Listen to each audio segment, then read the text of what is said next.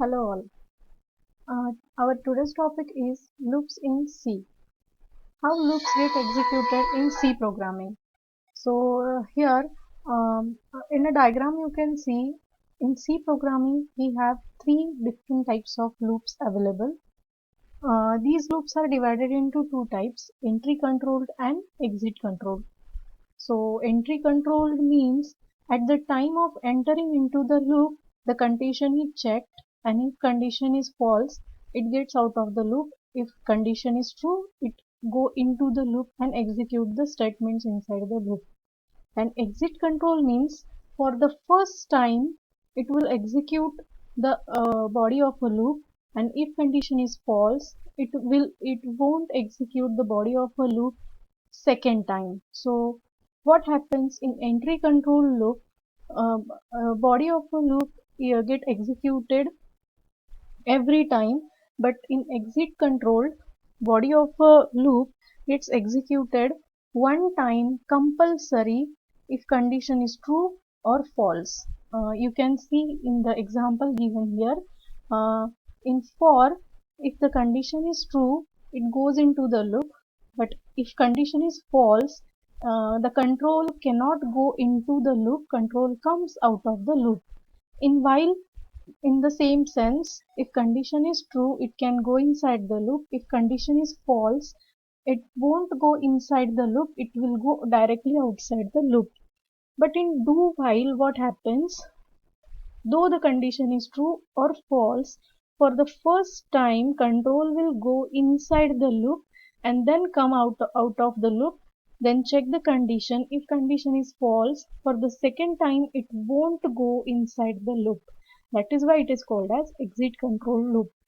For some programming concepts, we need exit control loop. Sometimes we need to execute the loop for one time, one rotation, and sometimes we need to execute loop for many rotations. So, to provide that kind of functionality, we have these two types of loops. Out of these loops, today we are going to learn for loop. So here, what is the syntax of for loop? You all know syntax of for loop. Still, I'll explain you in short. For the first statement is initialization statement. Semicolon is compulsory. Then test expression. That means here you will find a condition, and then update statement. That means incrementing the counter. Okay, and this is the body of a for loop. So inside the body you can write the statements which you want to execute depending on the condition. So this is the syntax. Over that syntax we will see one example. Before that we will check how this loop works. So in a diagrammatic format, here you can see uh, for first is initialization, second is condition, third is updation.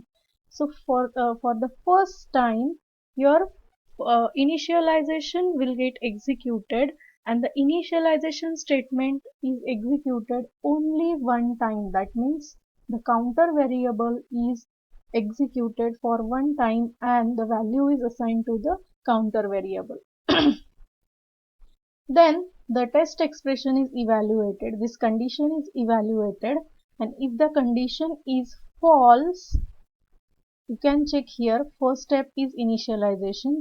If this is completed, second step is condition. If condition is false, the control will go out of the body, okay, out of the loop.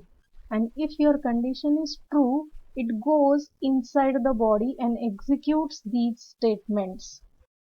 One turn is over, then after again it come back to the updation. That means we need to increment this counter variable, and it gets updated to next number. Again, once next number is updated, it come back to the condition. Again it checks for the number. If that number evaluates for properly for the given condition, again the statement is true and goes into the loop. It goes till this condition gets false. Once this condition gets false, it comes out of the loop, out of the body, and execute rest of the program. This is the execution of for loop. Now here I have given some examples to write a for loop. This is first example, and this is usual example or usual syntax of writing for loop.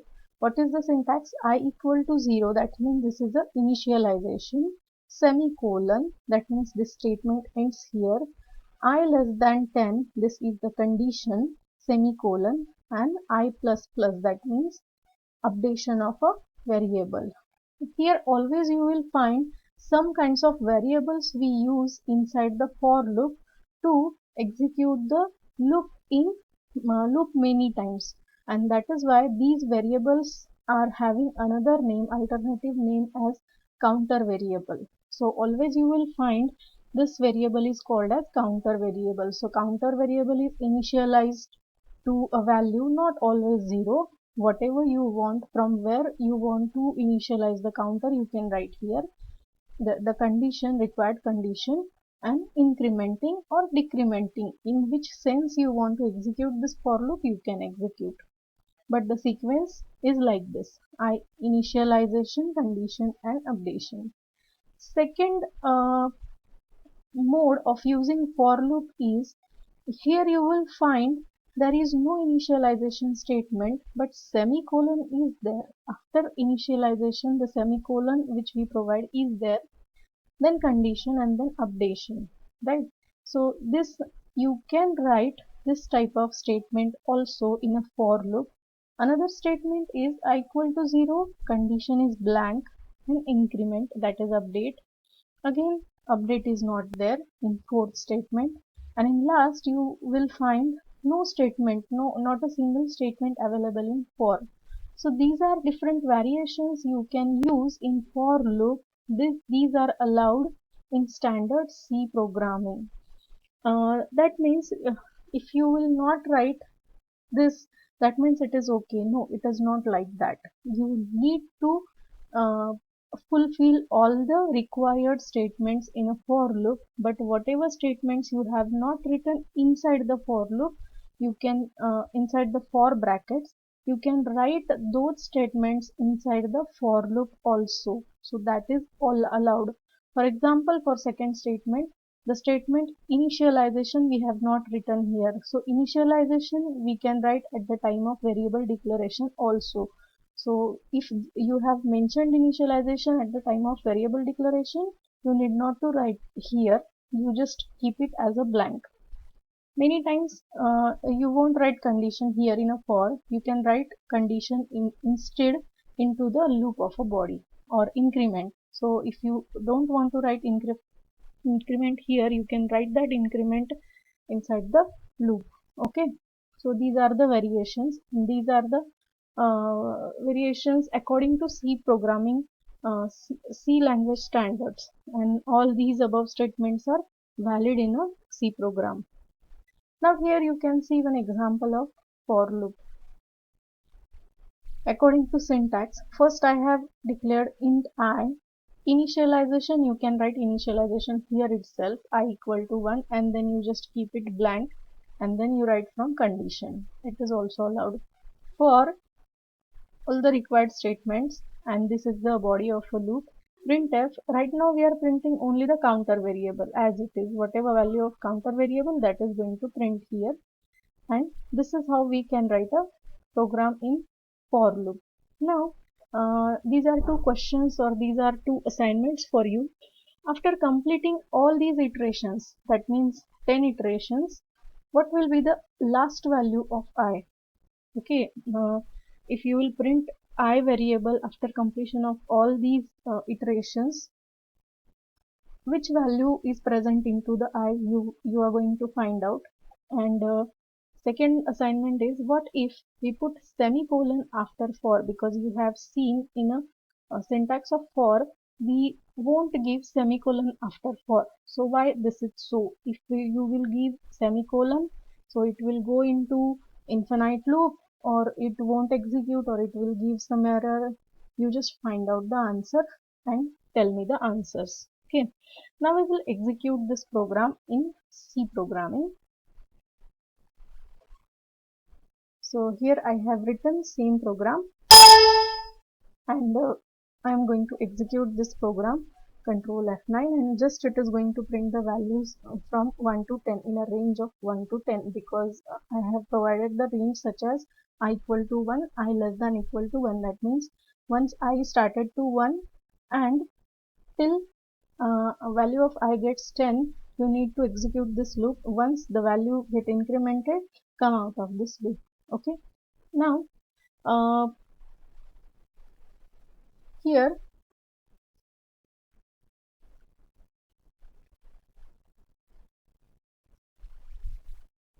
I asked you if I'll provide a semicolon after for loop. So what will happen? So we will check if I'll give a semicolon after for loop, what will happen? See, it doesn't go into the infinite loop. It is giving me some value 11. What is this value? From where this 11 is coming? Okay. See what is happening here.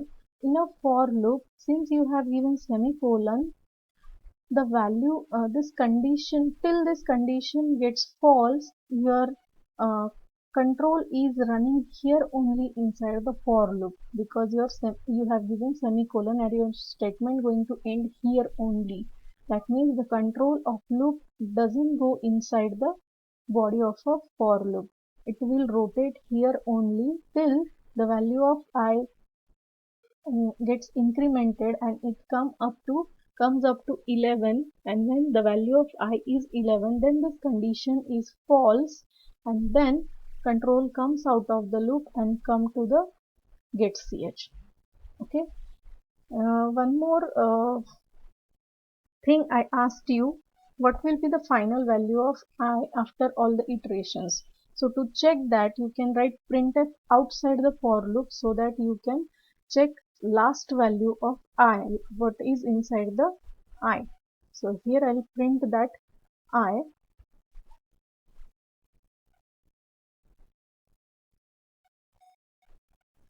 We will put here slash n, or else I'll put slash n here. See, the last value of I is 11. Okay. Why 11? Because if value of I gets 11, then only this condition will get false and your control comes out of the loop and execute the next statement from your program. So that is why there should be a condition. If you won't put any condition, your loop gets continuously executed. As I'll tell you here, it gets continuously executed and it won't end anywhere. See, like this. Okay, so this should not happen. You should not forget to write any one of the statement from for syntax. If you forgot to any one statement, your for loop comes into the infinite loop and executes for long time. So you have to terminate that program, and then again you start from first, right? If you have any query regarding this for loop, please ask me. You can ask me, and please try different variations into the for loop. It is very interesting loop. You can try nested for loop also. You can try removing some statements from this and execute the program. What happens? You put those values, put those statements in program somewhere, and check what happens. Please try on your own, and then you will learn how the for loop gets executed. Thank you.